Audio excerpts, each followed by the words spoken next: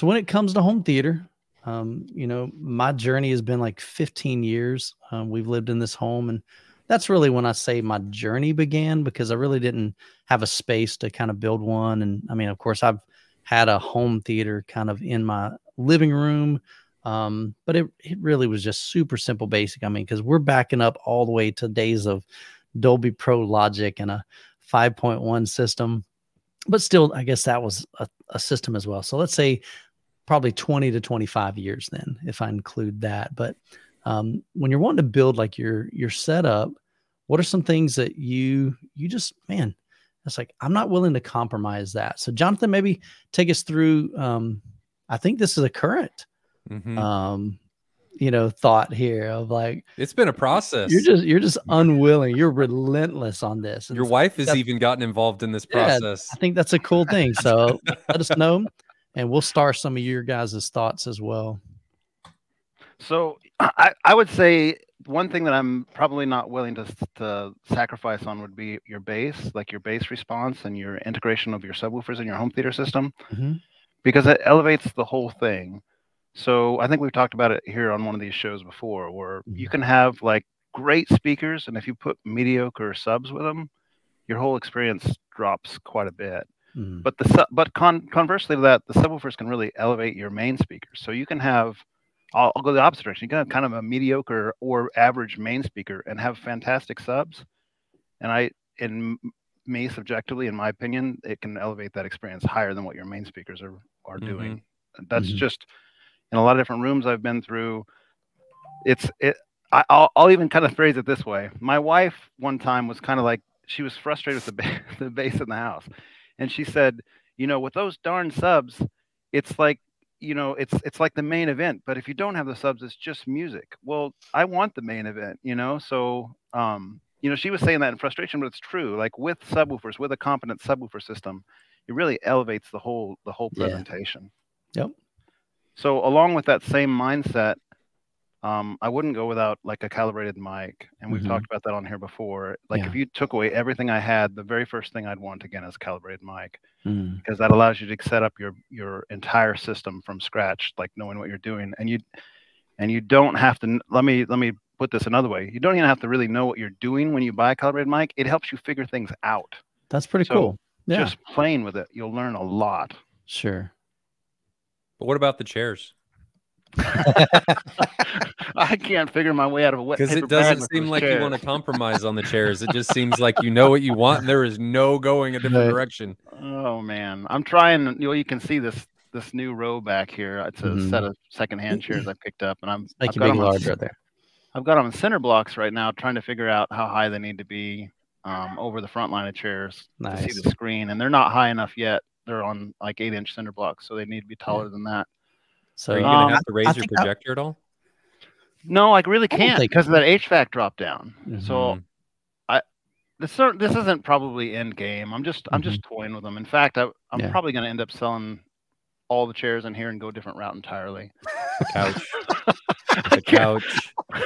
I'm really wishy-washy on it. Get you one of them big old comfy sacks, man. They're like, they fit like a beanbag thing. Yeah, man, big joker, man. Like I'm just imagining Jonathan's room now with a bunch of those comfy sacks everywhere, and that's it. That'd be good for the family. Yeah. All of a sudden, somebody's watching like Pacific Rim, and somebody picks them up and just smacks one of the other viewers. Immersion. That's that 4D experience, man. Yeah, but you do want a specific, like there is a seat that you really want, and we saw it at Nebraska Furniture Mart last week. I'll put it in the chat here. I so want this in the right color, and it's not the right color. So it's in our private chat. All right, let's go ahead and copy that. And I'll tell you why I like it. And Ryan sat on it, and my buddy Sheldon sat on it. We went out there Thanksgiving week because we both all had some time off. And these are really low, right? Nice. So you could build a riser. The headrest comes up kind of like a spoiler on a fancy sports car. It does look better in person, guys. It doesn't look like just a bunch of marshmallows jammed together. I promise you. So they're extra size chairs. You could probably, for most people, you could fit 2 people on each one of those chairs. They're bigger than they look. And that's when that spoiler's down, if you will. I'm going to call it a spoiler. I don't know what the right thing is. It's a headrest, basically. When that spoiler's down, you're going to have perfect acoustics from all your surround speakers, right? Because you know, you can have your back row that could be down. On your front row, if you just wanted to have the best sound, you could have it down. And if you want to be most comfortable, you just use your little electronic button and raise it up. That's a better picture of it, and that's it at NFM. You can see it right here. Yeah, they're super plush and super comfortable. And if they were in black, I would buy a pair of those right now. And just I asked them, you can buy a straight line of them. You don't have to buy the whole curve thing. Okay. They got the cup holder, and you could buy 2 consoles and 3 chairs, and you'd have a straight line. I would have bought them. Yeah, Sheldon said the same thing. I'd buy these right now if they're in black. So we all were like in love with these things, but they only make it in white leather. You know what we should do is we should just petition the dealer or the manufacturer and say, I'll bring them on as a dealer, and then see if they'll change the color for them. Like, man, we could sell the ever living crap out of these if you would just give us some black leather instead of just the white. Yeah. Hey, Kathy loves them. Oh, someone else see them familiar with them? Kathy, and down below the picture. Yeah, very good. Oh, does Kathy love it? Yeah, so I've been looking up on YouTube how you can recolor leather. My wife says no. Yeah, that because it you need to get it professionally done. Yeah, and it's not you're cheap spending to do that what way. Is it, $4,000 or $5,000 for that set there, and then on top of that, you would be that'd be a lot, man. Well, you'd probably I think you said it was like $3,000 a set. If you did the straight rows, if you just do 3 chairs and 2 consoles, it was right at $3,000. So it'd be $6,000 for 2 rows, and they're big. I mean, like I say, they're big chairs. Yeah, big. 3 of them would fit 6 family members. But the other cool thing is, I'm a big dude. Jonathan's a big guy, and we fit, which is amazing. Nice. And my head is actually supported. My feet, like Sheldon was surprised because he's over 6 foot tall too. His feet weren't hanging off the end, so that was a big deal. They're just a great option, just the wrong color.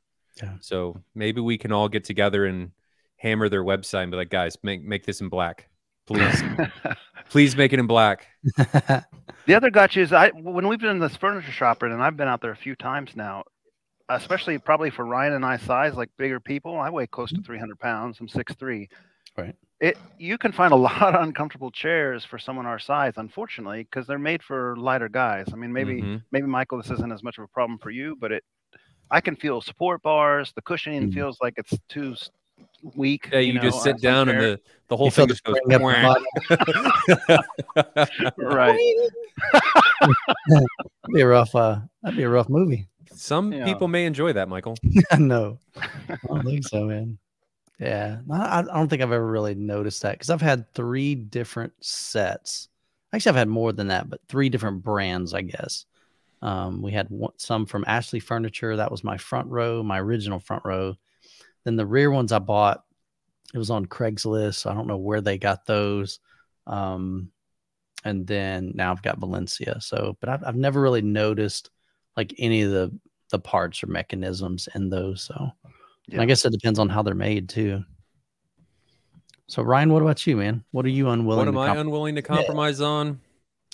Is there one thing in I your think it would just echo what this. Jonathan kind of said. Subs are a huge deal to me, and that's something that I really wouldn't compromise on. Yeah. I think another thing, if I was putting them in my own room because I'm weird, would be the type of speaker. I think it has, I guess I'm particular about the type of speaker because I want a specific type of imaging and soundstage. Sure. And that's something that I'm unwilling to move on. Right. Other than that, calibration, Mike. I got to go with Jonathan on that because if you can't change anything, you're just stuck. And the room can make a huge impact and you're just going to be stuck with mediocre when you could have something that's much, much better. Yeah. So that's me. What about you? So there's probably 2 things that just kind of stand out. So when I was building my home theater, the very first thing that it was like a no compromise is if I can't fit 6 seats, and I wanted theater seats. That was part of the no compromise. Like Jessica wanted like a couch. She wanted a place we could come and talk. And I'm like, look, that's not what this room's for. That room is in the living room. So your wife wants to be the person that I strongly dislike during a movie. Yes. I'm like, we're going in the theater room because we are watching a movie together as a family. So I wanted theater seats, like actual theater seats, because that's just cool. That's a cool vibe. You walk in and you're like, dude, these things recline. They got cup holders. You know, cup holders was a big thing originally. It was like, now everybody's got cup holders, but I'm like, dude, these things have cup holders and they're really soft. I'm just imagining Michael wig out about cup holders on the chair. I'm serious. They were cool because, I mean, they were chrome, and I'm like, and they were super soft, man. And then I found my second set a little bit later, and originally I paid like $750 for the front row. This guy had it in a second home, and that was when the real estate was tanking, and so he was selling that home. Rarely used that house and that theater in the dedicated space. So these things were looking brand new. So I bought those for like $750, and then the rear row were just some off-brand. Again, I don't even know what brand they were, but I paid, I think, $600 for those, and I just loved them. And it was a different feeling than, you know, in your typical living room with just a couch. And so I wanted that kind of feeling, but also wanted to make sure that I had 6. Now, granted, most of the time when I'm watching a movie, guess how many of my family members are in there? None.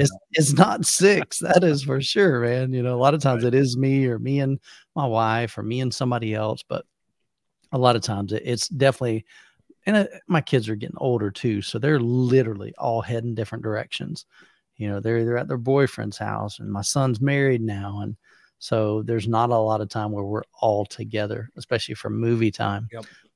So that would be one thing. The seating, I really wanted 6 seats minimum, you know, and in my room, I just couldn't go any more than 6. And I wanted to make sure that they were theater seats. And so the second thing, now this was from the beginning too, I did a lot of debate on this, you know, and that was the whole 16:9 or 2.35:1, which 2.35 was the kind of the standard back then. Now a lot of guys are even going wider. They're going 2.39, 2.4. But I have a 2.35:1 aspect ratio. And the biggest reason for that is I didn't just want a big TV. You know, when I first built my theater room, I had a 103-inch TV, or 103-inch diagonal 2.35:1 screen. And it was pretty big to me.